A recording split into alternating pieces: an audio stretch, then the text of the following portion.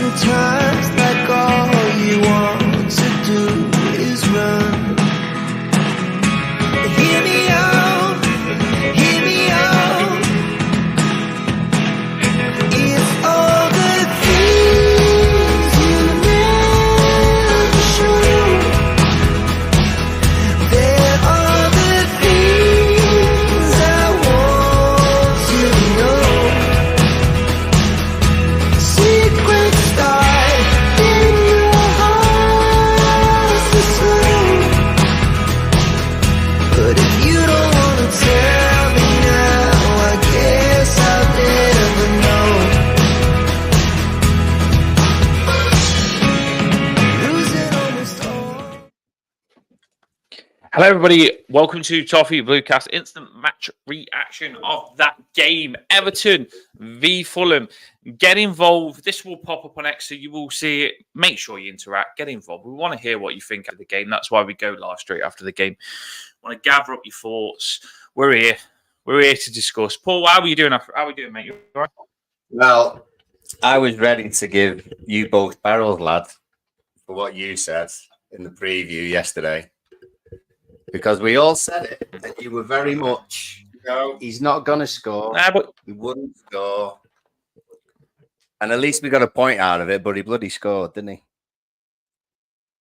Mr. well, do Awobi. you know what? I'm gonna. This is reaction to the game and get involved in the comments. I'll tell you something pathetic. Like absolutely pathetic. You should not be letting Wobi run through the middle like that. We was No. crap. Absolutely shite. We made Wobi look like Ronaldinho, and I am so disappointed in the way we played today. I really am. We've done it too many times now, and I thought we could be. For me personally, if someone that's left my club comes back to my ground, I'm not going to let them humiliate me. I'm not going to let them destroy me. I've played against my cousins that was a similar age. When I played against them, you don't realise how much I would not let them win the ball, get the ball, or anything. It's a battle.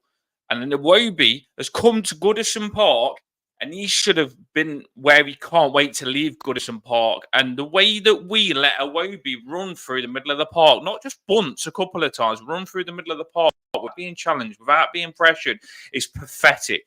And it really, this game, we're going to talk about it, and it is going to finish on a little bit positive, but I honestly do feel like some things have got to get identified this game, because I was fuming with this game. I've never been so frustrated watching a game, Paul, and I'm not even joking. Like, it was just dead. It was just, I mean, the first half hour for a start off, we gave it to them. It's like we turned up and said, "Yeah, here's the ball. You know, you play with it, and then hopefully at some point we'll get a kick, and we might have a shot on goal." fuming. You know, maybe that last 10 minutes before half time, we didn't really want half time to come because we looked as though we were putting some pressure on at least, but it was just so pedestrian and poor and slow, and we've done it the 4 times before this where we've made Fulham sort of look like world beaters. They've won their last 4 before tonight, you know, each season at our place. We'd won 22 in a row since, you know, before that. So like suddenly Fulham are our bogey team. So I'm glad we got the equaliser, but Christ almighty, we gave them most of the game to play around with it. Yeah, well, and it's not. It's like we set up. Dyche has set us up to be like this. You know, this is something that frustrates me because Dyche has set us up. And I know Russ mentioned on the channel before the game that they'll dominate possession, but you don't let them dominate possession so easy. Like, you just don't sit back and just let them completely dominate the game. When we looked at Fulham, Russ said our centre-backs and our defence is quite weak. Everton, our tactics was to just sit back. So we never really pushed onto their defence to even see whether their defence was weak. We never even did anything to see whether their defence was weak. We gave up possession after possession after possession. The amount of goal kicks that we just knocked back to them. Yeah, and you'd think when you it's so hard to get the ball back, you'd actually want to keep it. We didn't. We were so bad at passing the ball. We sat so deep. It must have been the easiest game Fulham have ever played. The way that we respected Fulham at our own ground was pathetic. And it was just making me angry. And if you're going to watch us like that all season, it's frustrating. And some people will be positive about this because of us getting that goal. But you've got to realise, right, we should not have got that goal. We should never in a million years have drew that game the way that we played. Fulham dominated the whole game. They probably could have scored about 5 or 6. We did have chances, but our chances, I don't know where they come from because we didn't pass the ball to get up there. So no, and that was the problem. Is I understand the setup that he's got. We defend the halfway line. You know, lots of teams do it. We've done it because we knew Fulham would split us in passing. You know, we played high lines a couple of times when we had Frank, and Fulham just passed it around us. So I understand defending the half. However, the idea is when you win the ball back, you've got to do something with it. You certainly can't just give it straight back to them in our own half. In the most part, I thought we defended okay. There wasn't too much danger. If they had a couple of clear-cut chances where Smith Rowe should have scored after Jimenez nodded it back down to him. There was a chance at the far post. Adama Traore had a chance near post, which Pickford saved. But generally, in defensive play, we weren't too bad. But when we got the ball, it just went straight back to them, and you can't keep surviving that. It was just massive of space between us and DC. I was like, hello, Dominic, you're up there, yeah, bang, and expect them to do something with it. And it's never going to happen. We cannot do that. We really can't. Beto, for all his faults, put a shift in and he just barged everyone out of the way and tried to get the ball, and good on him for getting the goal. I thought Calvert-Lewin was shocking this game. Shocking. I know some people will say he didn't get much service, but he was rubbish at holding the ball up. He's offside when Garner Gay, incredible shot by Garner Gay, by the way. What a goal that would have been. But as a striker, you've got to make sure you're onside for the tapping. You've got to make sure you're onside. He's obviously tried to make sure he's onside because he's close to being onside. But if you're that close to being onside, you've got to be onside. Like, you've simply got to be onside. That could have been a goal for us against play as well.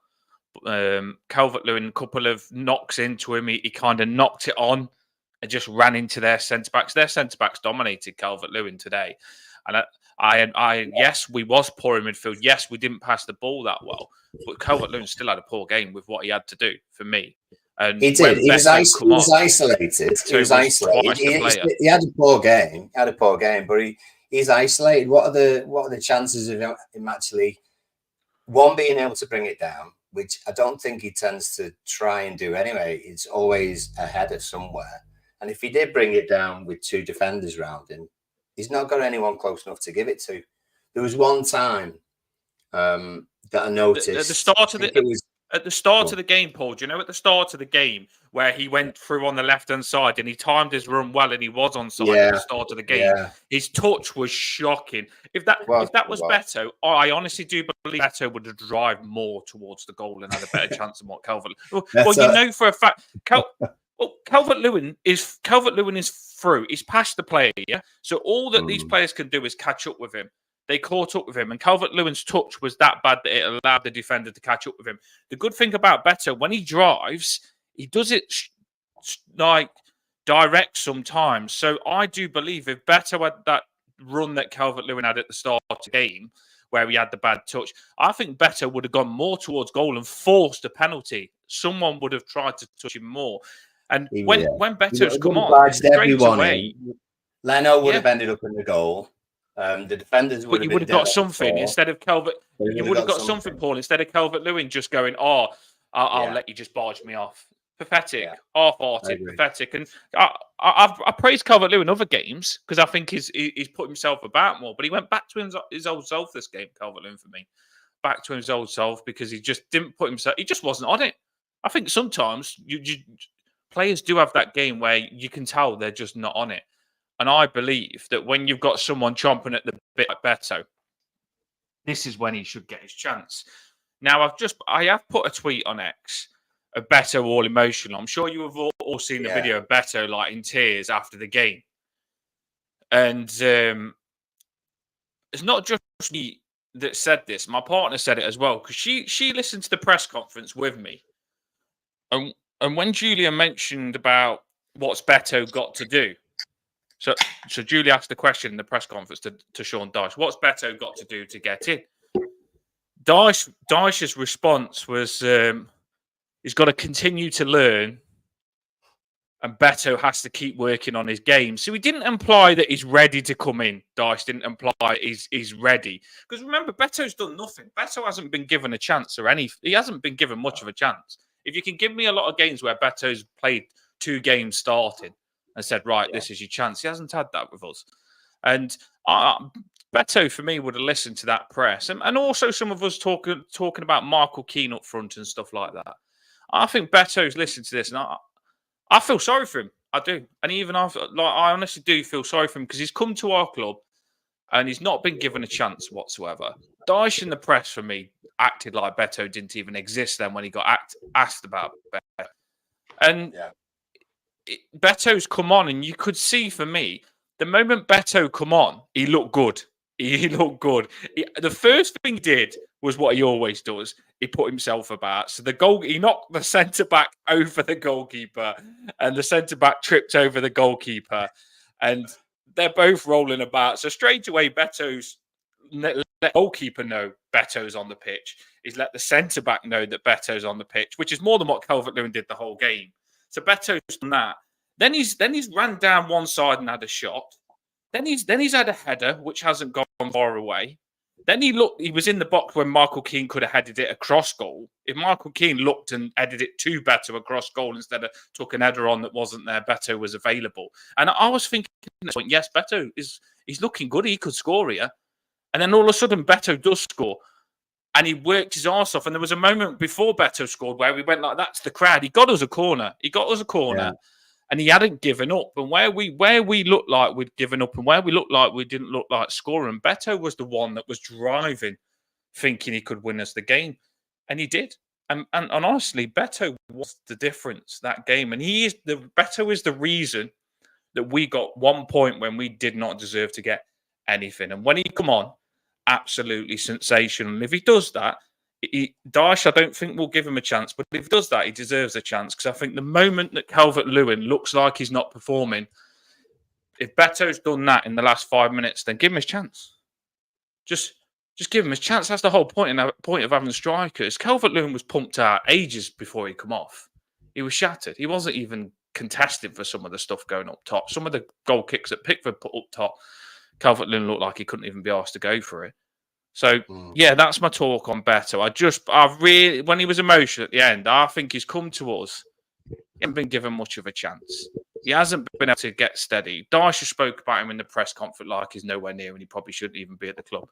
You'd like Dyche to say, when they say, what's Beto got to do? Dyche to say, no, Beto is ready. He's ready. And he will score goals when he comes. And just show a bit of confidence in him to make him feel good, because these players will listen to the press conference. Of course they will. And I think Dyche I don't think Dyche is a fan of Beto. I really don't. I don't think he chose to sign him. I think we just got him because it was no fee up front. I don't think Dyche is a fan of him. I think Dyche is making it hard for him to get in, like he's done Patterson. And I don't think he's been treated that good. I don't think personally, because he hasn't been given much of a... Yeah, I'd say. I mean, personally, I don't think Beto is a high enough standard. But I tell you what, there won't be anyone who puts their body on the line or gives as much effort as anyone in the side. So he's not got the skills about him at all. He literally drives. What about the header today, though? What about the standard of that header? Well, the header for the goal actually was deflected. I do think the header would have gone in anyway, but the header did get a deflection and went under Leno. The fact that he was in the right place is good. Fair play to Njai, who got the cross in.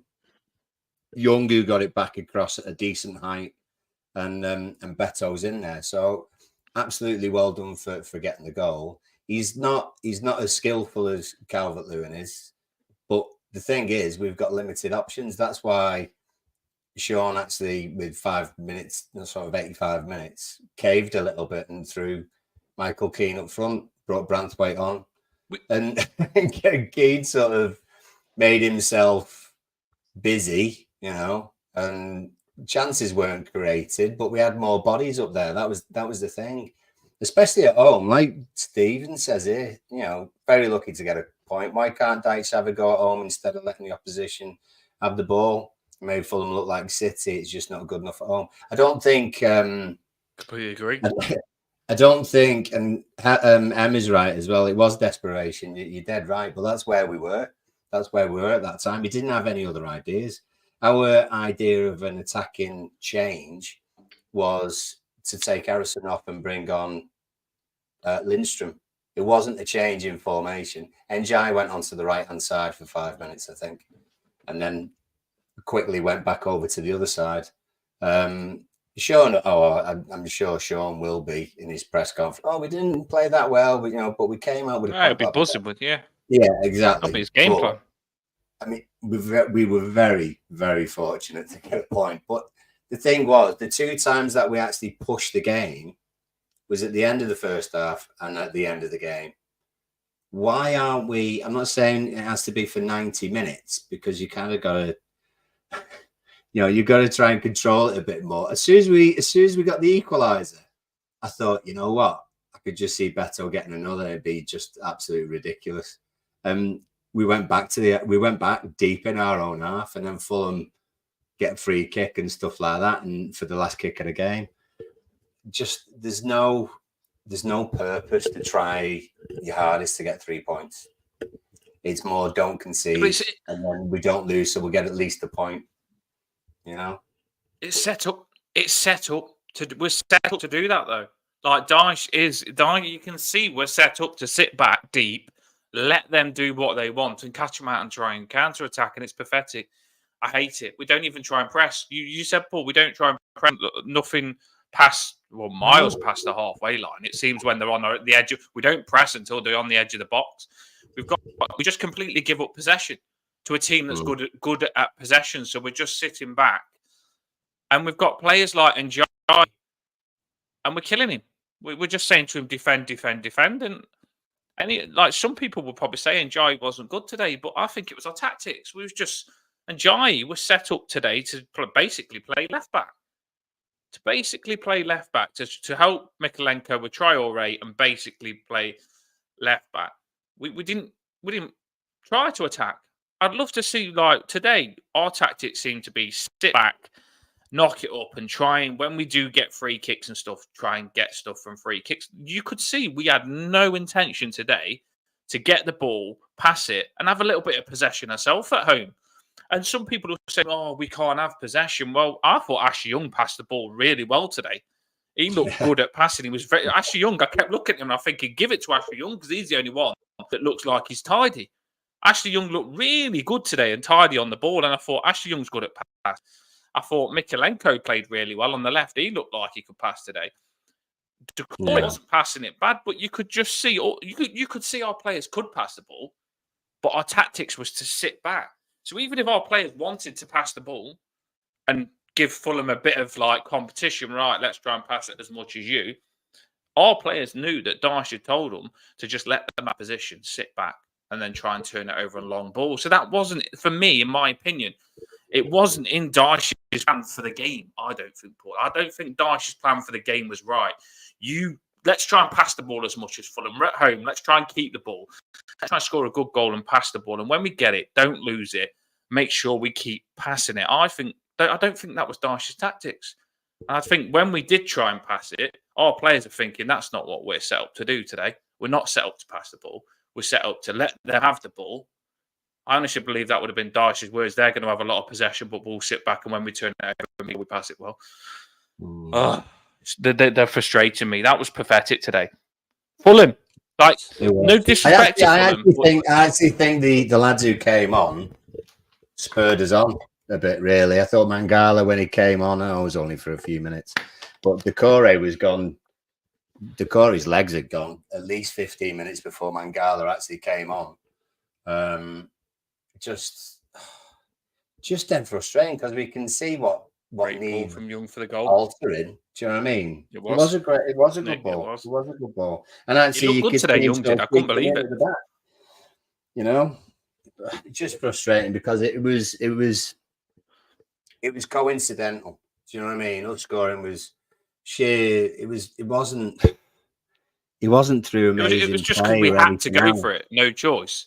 Yeah, because we Yeah, had to go for it. Because Dyche had to make the subs. Not like Beto coming on was because Dyche had to bring him on for Calvert-Lewin. It wasn't him thinking Calvert-Lewin was blasted. Calvert-Lewin was finished, and he brought him on when Calvert-Lewin showed that he was knackered. yeah. And I mean, Beto coming on. It wasn't. It was one of those where if we play 100 balls high into the area, one might result in a goal. You know, that's how the whole kind of process of play feels for us. Is that you get it with a defender. Generally, we won't play it to a midfielder. We'll lob it either direct sort of onto the edge of their box where we've got a target man, or we'll loop it around, we'll curl it around down the sides to a winger who can maybe win as a corner. And that's what we're doing. Now, if you're fine with that, then you're absolutely in the right place.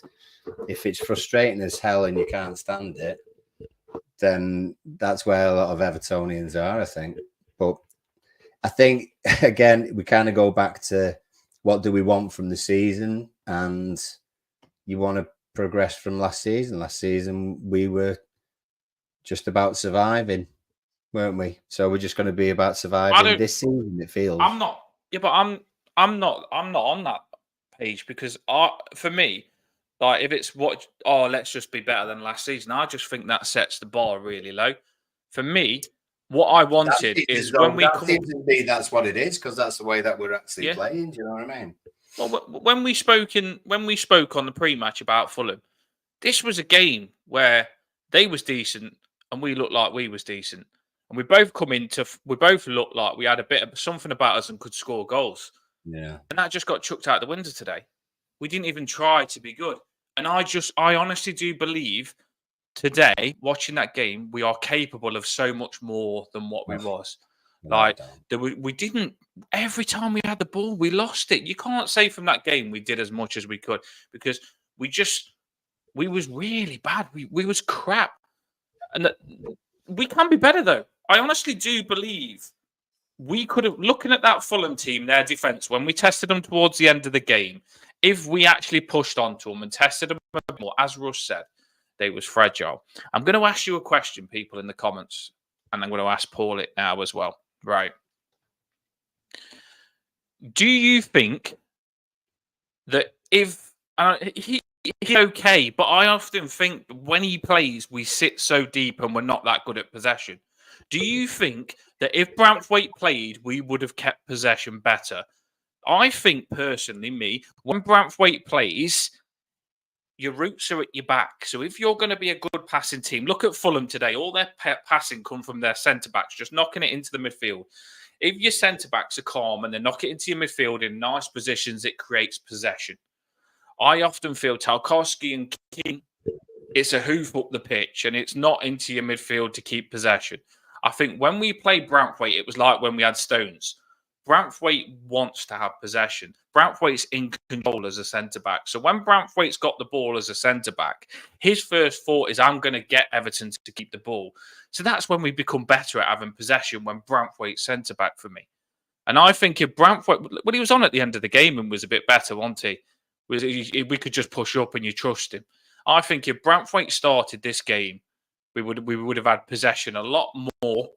It would have set us up better.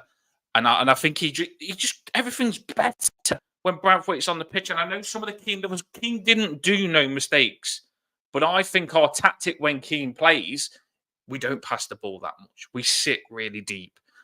We've got no chance of having possession because I don't think Keane and Tarkowski keep possession as centre backs. They sit really deep, and they are that deep. Keane and Tarkowski are because no, they're not fast. That when we're that deep. If we was to try and to have possession, it'd be in our own box because they sit that deep. Where I think Branthwaite, he's got the pace. He knows he can handle the striker. Branthwaite pushes on, past box, onto the halfway line. and we would have competed better today with possession because we can't keep giving the possession that we did. And yes, I am really happy that we got a result that we didn't deserve. It kind of felt like a win. But that doesn't mean that you should just start celebrating that result and forget about the bad today. Because this bad, if you just forget about it and brush it aside, it's going to bite us at one point. Because what happened today, we didn't deserve. The game was so bad.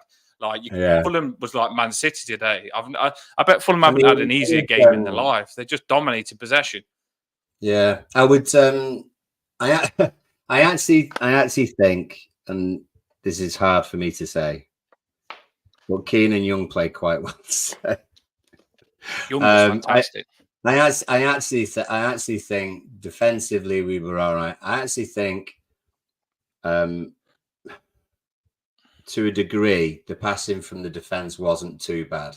Now, before you kind of jump on me, I think it was the connection between the front four and everyone behind them, because there's a missing link there.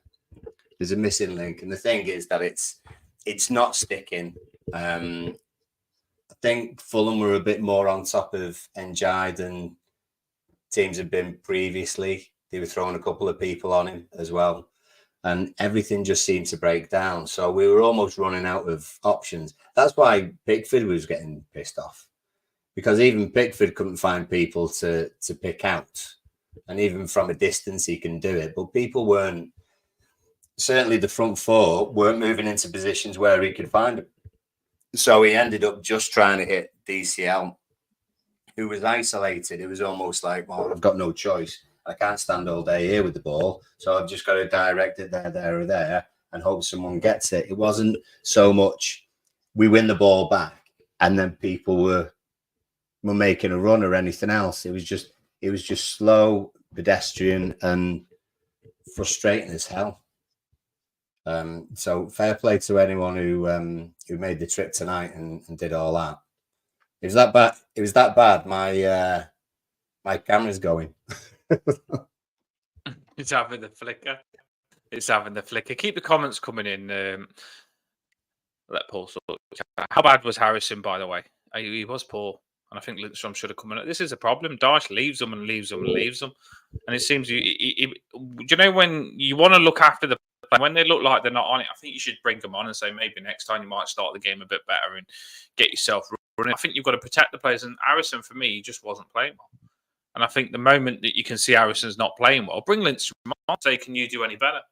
We should trust our players more. You should have the confidence to say Lindstrom, because if Harrison isn't playing that well, you're not missing that much if you bring him off. Mm-hmm. And I think Lindstrom probably should have come on earlier. Looked all right when he come on. Looked like he wanted to do something. Like same with Calvert-Lewin. If Calvert-Lewin could have come on earlier, because he wasn't doing that much, and he was his touch wasn't that good. He wasn't adding that much. He wasn't holding it up when Pickford was doing the kicks. He wasn't reading the goal kicks. So Calvert-Lewin could have come off earlier. Harrison could have come off earlier. The centre of midfield, like Paul's just said, there wasn't much options. So you could have tinkered with the centre of midfield. That's the whole point of having Mangala. So you probably could have put Mangala in earlier as well. But it seems that Dyche just wants to burn these players to the very end and just give them as much chance of them failing before he actually takes them off. Yeah. I mean, in my opinion. You know, the performance as a team was frustrating. The point is obviously good.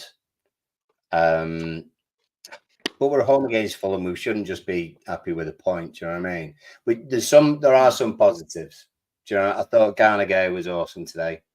I actually thought he won the ball back for us lots of times, kept possession as much as we possibly could. Anyway, and Jai, although he was stifled quite a lot of the time, I thought he still pulled out one or two big things, including the cross at the end.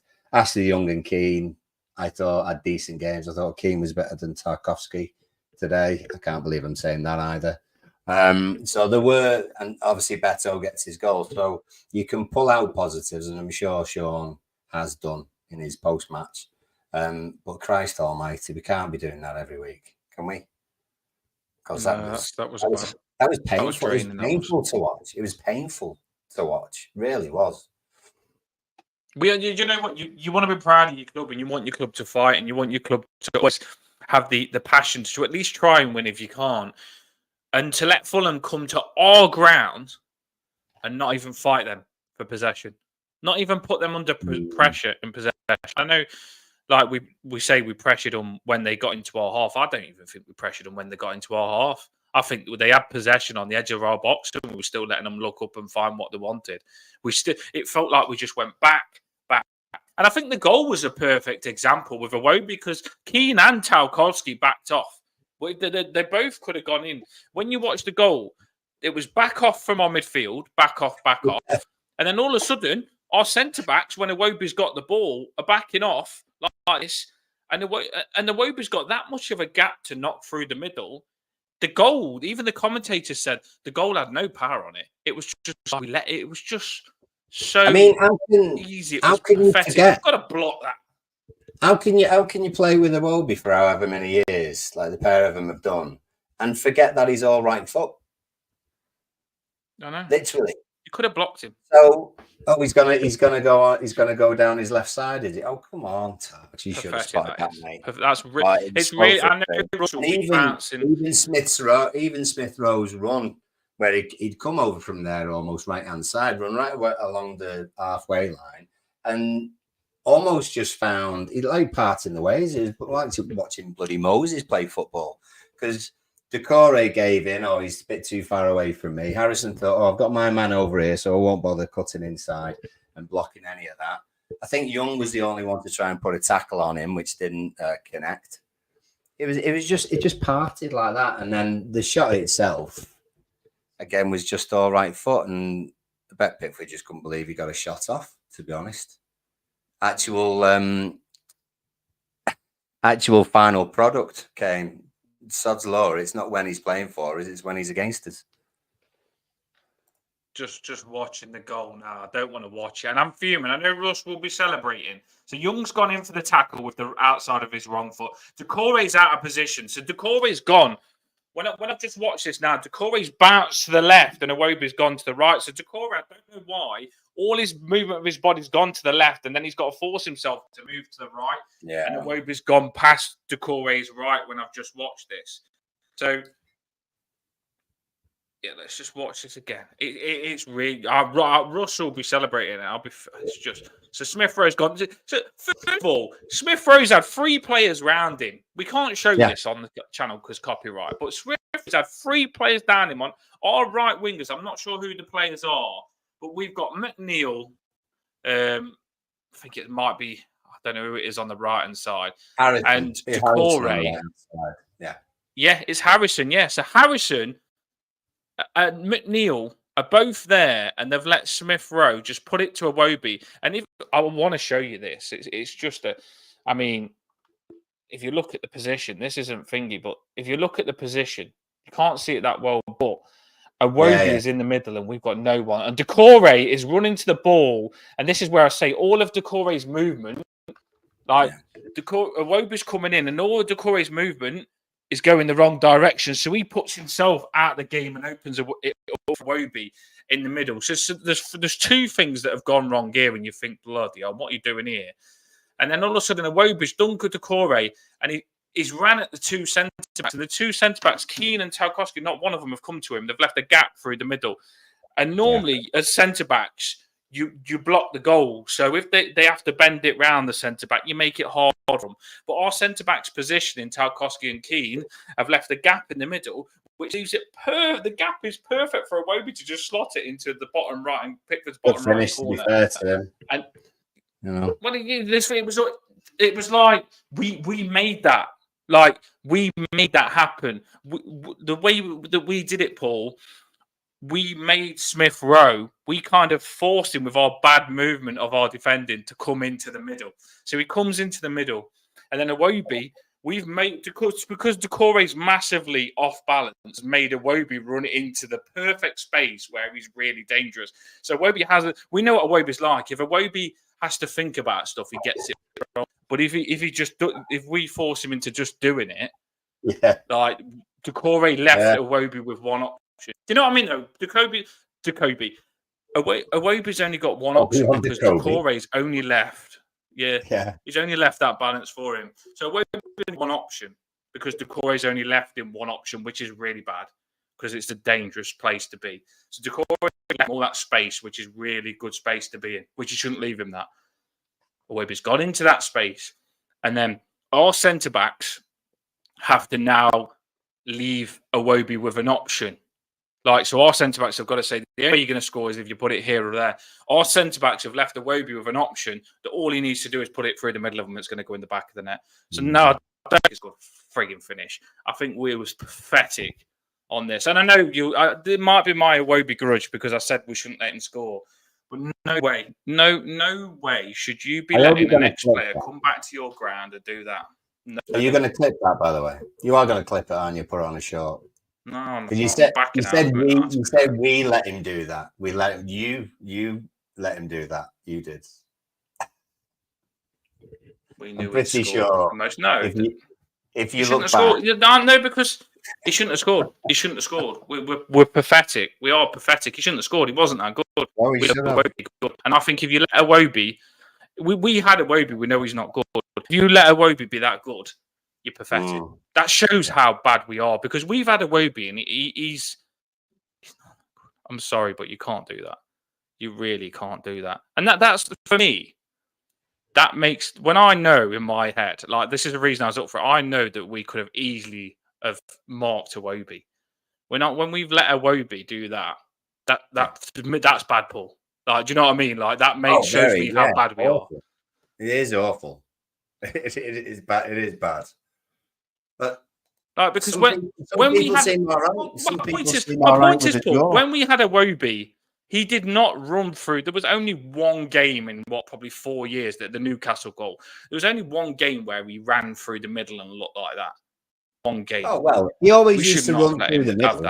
He always used to run through the middle, but he didn't run into the area. It'd be kind of he didn't know what to do across the middle and off to the side over there. You know, when the goal's over there, yeah, it does matter. There he is again. You know, pathetic. So I'm bored. I am bored as a fan of this. When we play ex-players, we absolutely bottle it. I am bored of that. I mean, King. Every time, King. We got King for 10 million, and we didn't even play him. And then we sent him back to the club. King, Joshua King was it, or whatever his name is. And then he gets a hat trick against us. Yeah, he gets a hat trick against us. If the commentators say this player hasn't scored, he scores against us. Ex-players, Richarlison scored against us. We're really bad for letting ex-players score against us, and I hate it. I hate it. You should put that extra effort into thinking, right, I'm going to make sure he has a shit game. Do you know what I mean, Paul? Like, he used to play for us. Like, basically, when Anthony Gordon played against us, what we did with Anthony Gordon, like, we made sure Anthony Gordon hated coming back to his old club, and that's what you should be doing with Iwobi. But we just gave him a free ticket today. We did with Gordon. Yeah, but, we did well with Gordon. I mean, fair play, Alex, for not going over the top and celebrating sort of like Gordon's done before. So I appreciate that. We did. Shit anyway. He's shit anyway. He's shit. Don't care if we celebrate because that's what we said with Russ. If Iwobi, Russ is going to probably crop stuff. Russ can rip me if he wants. Maybe. He's got the right to rip me. I like the banter. If Russ wants to rip me, I don't care. Iwobi can celebrate doing that against us, but I know that we were shit and let him do it. Iwobi won't do that against anyone else this season. No one will be as shit as we was this game. That was pathetic from us. We should not have let Iwobi do that. And I'm really angry. Yeah. I'm actually that angry, Paul. I wish I could have played centre-back. It really did boil me, that did, Paul.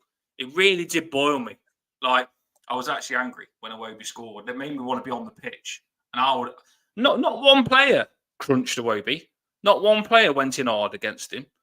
Got treated like a king today. You know what I mean? Nowhere near him. Not one player. We've absolutely shot. We've been sharing one or two quotes off X as well today. Brilliant to have everyone in as well, as always. Matt Jones, who's always on. Truly idiots at times. Can't believe they got a point. Ashley Young and Idrissa Gueye, really good. Loads to work on elsewhere. No shit. Yeah, absolutely. we need to try and get points. We're still in that 8-game bracket that we identified about 4 weeks ago. You know, these are the points. These are going to sort of.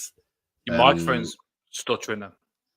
What was it? Sorry. We're still in these 8 games. Still in these 8 games where it's going to define our season. I think. You know, December is usually. Well, actually, last season it was all right, but the fixtures are just shocking. So we can't expect too much out of December. So we need to get them beforehand. You know. Yeah. Dad's fuming's going to go kick the unicorn. I am fuming. Yeah, I am. I really am. That was a big game. I really built myself up for that game, and it's pathetic. Do you know when you build yourself up for a game and you think, right, come on, let's have it. And I was ready. I was talking about Everton highly against Russ, and I was like, come on, let's have it. And then Russ's team brought it to us, and they was something that he was probably proud of because they went for it. I know he'll be frustrated that they drew, which they shouldn't have, and that will hurt him massively. But Russ's team actually put something on the pitch that he was proud of. They battled and they attacked. My team, friggin' hell, pathetic. Like, sit back. No bollocks. Don't defend. Sit back. Just let another team have possession and say you can have the ball all game. Let Fulham have the ball. No, not for me. That's, you know what I mean? And some people say, oh, we're not good enough. I'm sorry. If you can't frigging, even I'm a Sunday League player, I'd frigging pressure on more than that. Pathetic.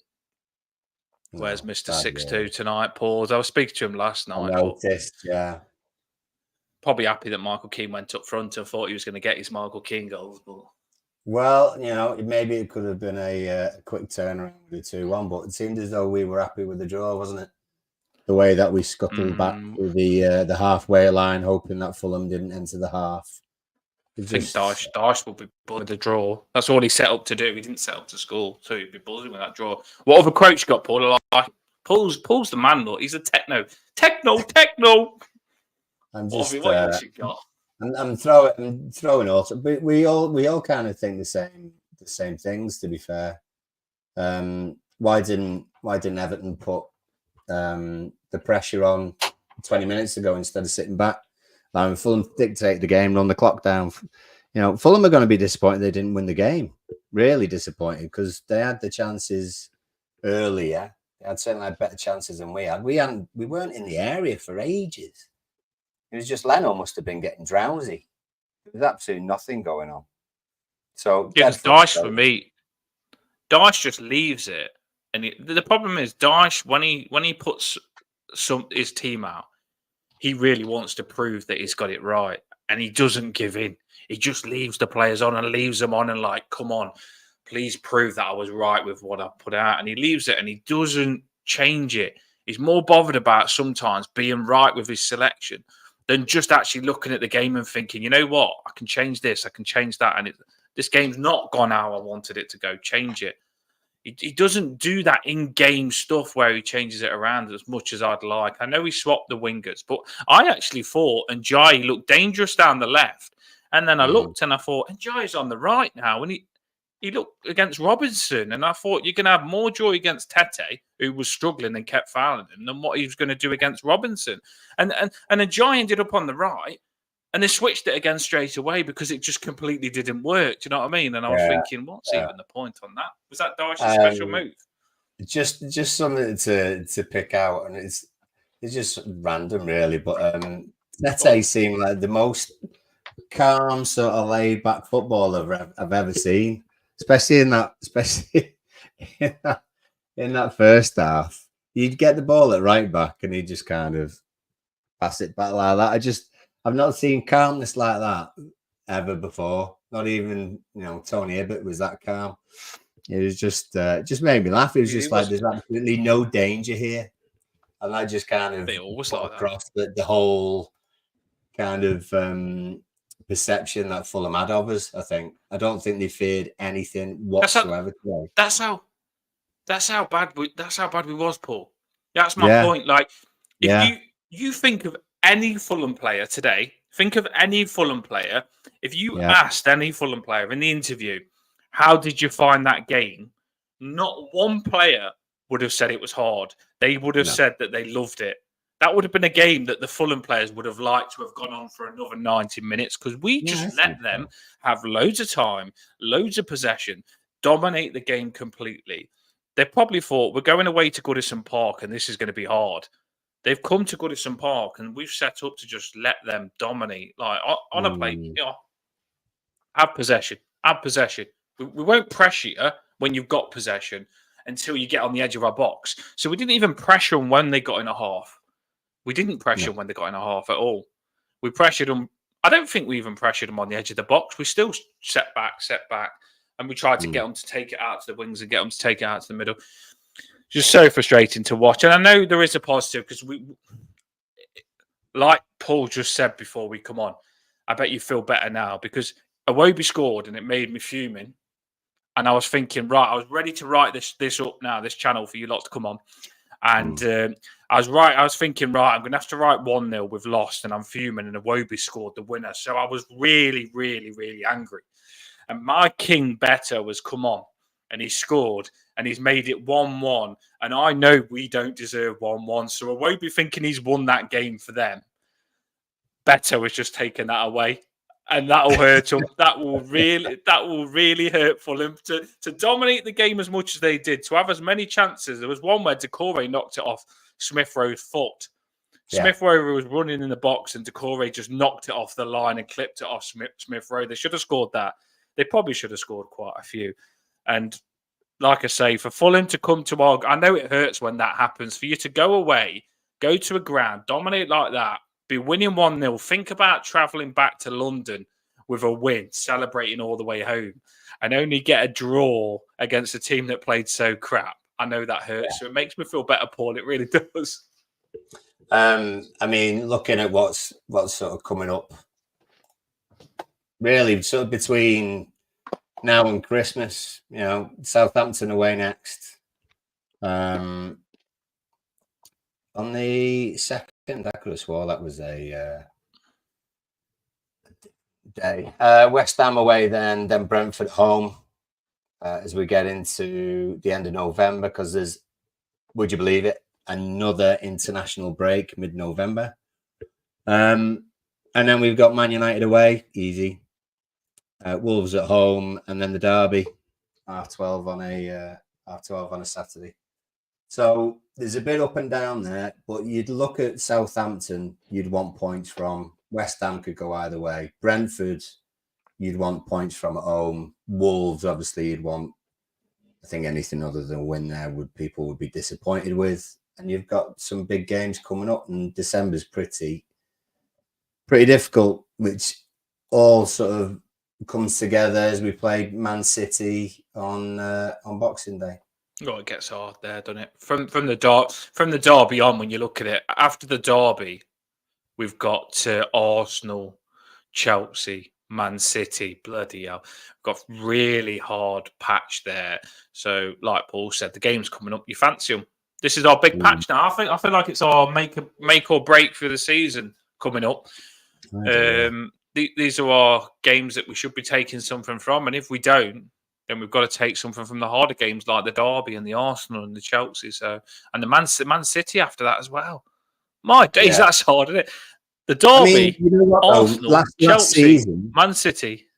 Yeah, last season though, I think we had Newcastle and Chelsea in a 4-game window with 2 other games. Was it Burnley? We had Burnley home game or something like that, and I think we won. Did we win all 4 games? I think we won 4 games, didn't we? So sometimes that's when Everton we play, all over. Absolutely Everton all over, that is. When we play teams like the derby and Arsenal and Chelsea there and Man City, they are where Dyche's tactics do work a little bit, because you can't have possession against them that much. So Dyche sit back and then they'll overcommit because there's a lot of pressure on those teams that they think they should be beating you. They often don't stay switched on. You do get a couple of counter-attacks against them, and it does suit us sometimes against them, doesn't it, Paul? So I don't mind the big games, the big teams. I think we always play better against them, don't we? But I'd like us to actually now, on this patch against the teams that you put on, Paul, like Forest and all that lot, I'd like us to pick it up against them. You know what I mean? And don't go into these big games like Chelsea and Man City needing points. Like, just get some good points in the bag before we play them. Do you know what I mean? Exactly. I thought that was a good one off X. You know, it took Haaland 90 minutes to get one goal. Only took Beto 10 minutes. So I like Beto. we I know. don't. Do you know what? I will say it again. I know, like, even Paul's not completely convinced of Beto, and he doesn't think he's that clinical. But please tell me, when has Beto been given 2 games to show himself? Because I'll ask you a question: does a striker, any striker, or even the best strikers, do they need 2 games to settle in? Oh, sometimes 'Cause far more than that. Far more than that. Calvert-Lewin had 10 games without scoring last season before he scored that goal against Burnley that we went to, Paul. I think it was 11 games without scoring before he scored that goal against Burnley last season. So we got 11 games where he didn't score. Calvert-Lewin got last season. 11 games where he didn't score, and he still got given chance after chance after chance. Beto, he hasn't had like no time this season at all. Where a lot of us say, oh, he does look clumsy when he comes on. He does look like this when he comes on. He's come on. And it's hard when you come on as a sub because you're rushing, you're over trying, you're over eager to prove yourself. You know you're not probably going to start the next game. And you know in those 15, 20 minutes, there's a lot of pressure on. You're not going to start unless you do something in those 15, 20 minutes. So often you try and do so much that you get it wrong. This time, Beto's come on in that short amount of time with a real passion, I think, after listening to that press conference from Daesh, with a real passion to say to Daesh, you know what, you're writing me off. I'm going to come on and show you I can do better than Calvert-Lewin. And he did. Yeah. He did do better than Calvert-Lewin. He come on. He put himself about. He was more of a threat than Calvert-Lewin physically. He had a good header, a really good header. And then he had another good header after which he scored from. He can't do no more than that, can he, Paul? He can't do no more than what he did. He's still going to drop him, isn't he? He's still going to play Calvert-Lewin away against Southampton. I'm not going to give him a chance. I can guarantee when Beto goes to one of these Italian clubs, you know, when he goes to them, he'll be scoring goals and goals and goals. He just needs to settle in, be given a bit of service, and let him get going. He needs believing in it. The one thing I really do like about Beto, you know, you can see he really does care about Everton. He's quite passionate. He's one of them. Yeah. I mean, I was gonna say, like, for all the sort of criticism that he'd get from, you know, his balance or his technique or anything, that no one can correctly criticize his determination and his heart and his effort and his dedication to the cause. And he's, to be fair to him, he said that when he signed. He said, "I'm not the best player by any means, but I will give." Yeah, he did put us right. Yeah, everything, and he does. So, Beto will run through brick walls for us. And I'm not joking, he actually will. Because when he got knocked out, he still put his hand up and he was thinking about Everton when he got knocked out last season. And I thought after that, when Beto got knocked out, that was a bad knockout. After he got knocked out last season, I thought Beto he'd calm down and he wouldn't go in as hard and he wouldn't put himself about as much. No, he still freaking goes in hard, doesn't he, Paul? He goes in rocks on it. He'll smash his head. If Beto could say, like, if Beto knew he was going to headbutt someone to score, he would headbutt someone to score. If Calvert-Lewin knew he was going to headbutt someone to score, I think he'd jib. I do think he'd jib. You know what I mean? But Beto wouldn't. If Beto was a wrestler and it was the Royal Rumble, when his song came on, he would race into that ring and he would just barge everyone over the top rope. Break the ring non-stop, and he wouldn't stop. He wouldn't stop until the best Royal Rumble. Only man standing. That's exactly what it is. He gets if Beto was in the Royal Rumble, he gets so many out of the ring. You know, at the start, do you know when someone runs in at a Royal Rumble and they have that hype where the big entrance? Beto would slide in. I don't know how do you think Beto would get in the ring under the ropes? Oh, through the ropes. The ropes wouldn't have a chance. Yeah, through the probably snap them. And then I honestly think Beto would do like 8 punches really fast, kiss his hand, knock someone out of the ring. I think he'd definitely do a spear. Beto would definitely spear someone, like shoulder, spear them into the stomach, smash someone up. But then he'd go to kick someone and he'd miss. So, you know, the swings. Yeah, but then he'd get someone else. He'd get someone else because Beto Beto never misses when he takes someone out. And me and Paul, No, he I'm telling you, doesn't I miss. would love when Paul's a stat man and he'll never get this statistic. I would love to see how long it's took for Beto to hurt someone when he comes on. I would love to see that because every time Beto's played against someone, they've either got injured or gone off. They've got injured or gone off, and they haven't. The Paul. They have. They've all the time. Like even this game, there's loads of examples. Trust me, there's been so many players that have limped off when they played against Beto. They've actually limped and come off, and they've had to be a substitution. But there's even this game, Beto's come on. He smashed that player into the goalkeeper. So the goalkeeper's holding his side because Beto smashed the player into the goalkeeper. The other player can hardly walk. He's limping.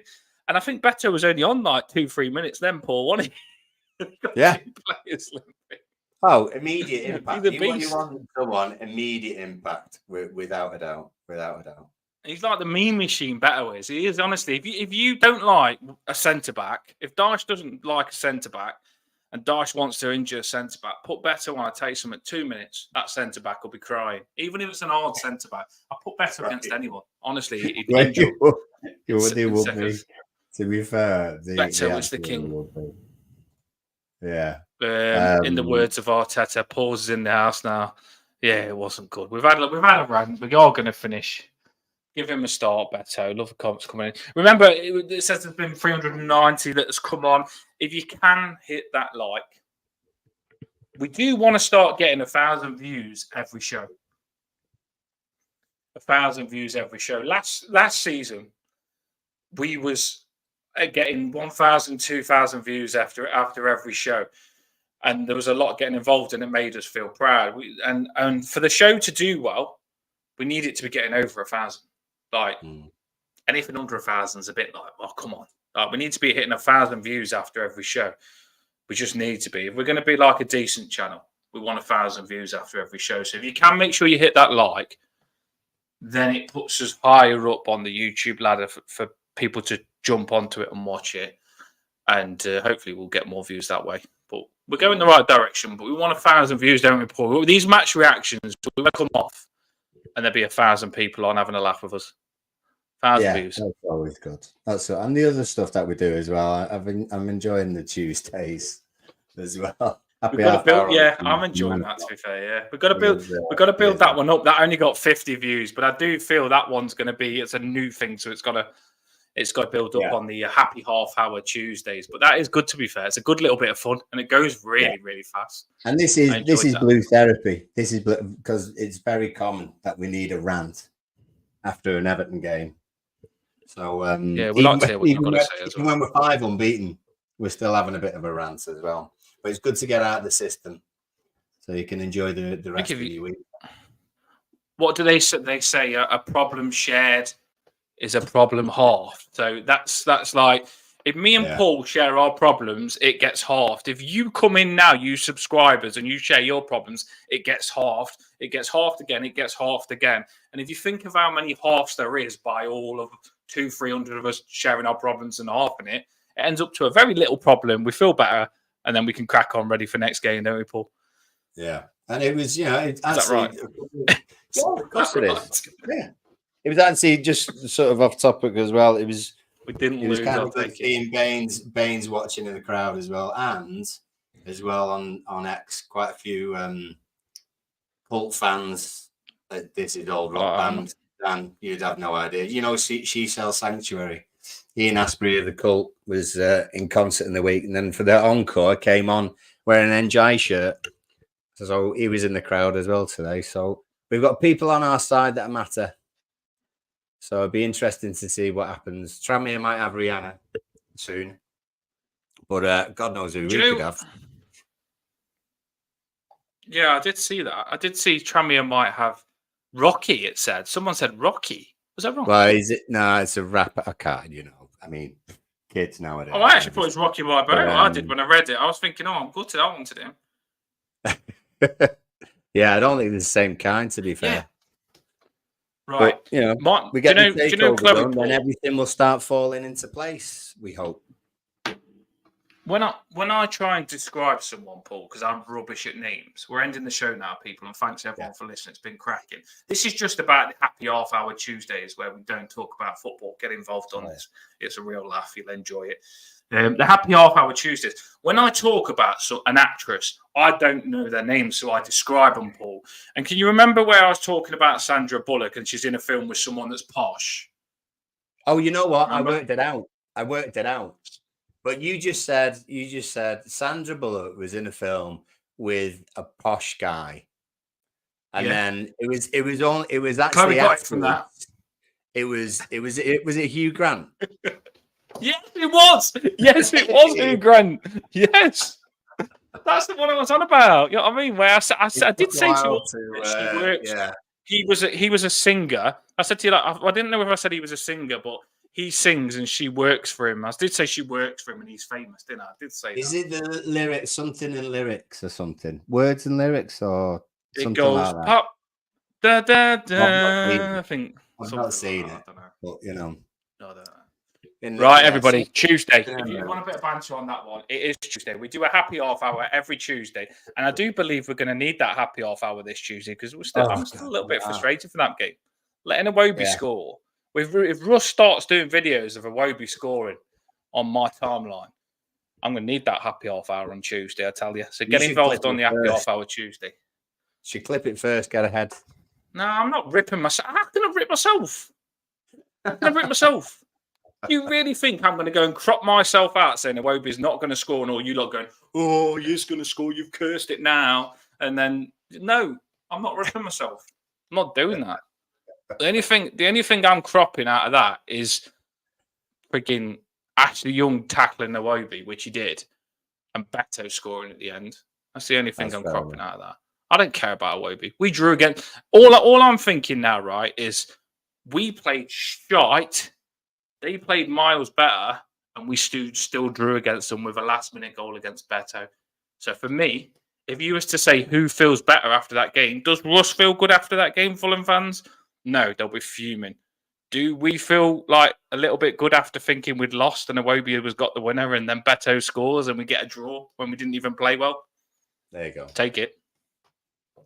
But we have got to get better. We take it, but we have got to get better. That's what we tried to say on the show, isn't it, Paul? We tried to say that, yes, we're happy with the way it finished, but don't forget that there's a lot of work that needs to be done because you can't keep performing like that. There's always fume. We'll be positive, but we'll be positive, but there's always fume. So you know where to come and vent, everybody. We got it all, people. I will keep looking at the shorts as well. I have been dropping a couple of shorts. I mean, I've got Illiman written on my hand still. No, yeah, Illiman. Oh my! I've got some really good shorts coming up as well. I try and make you have a laugh and stuff like that. I've got some good ones in my head coming up, but one of them, Paul, involves me going getting a takeaway. So these shorts cost money. Do you know what I mean? I've got to go to a buffet in my head. The short. I said to Chloe, I've got a real good idea for a buffet short, but we need to go for a buffet and video record it to do the buffet short. So that'll be coming up soon, everybody. And what the top is anyway. Dan drove 20 minutes to get rice last week. So come on. Yeah. Chip it. Some good. Thanks, everybody. Good songs. Some good songs coming on the drive there, Paul. You know what I mean? A bit of rock, Easy Way Out and all that on the radio.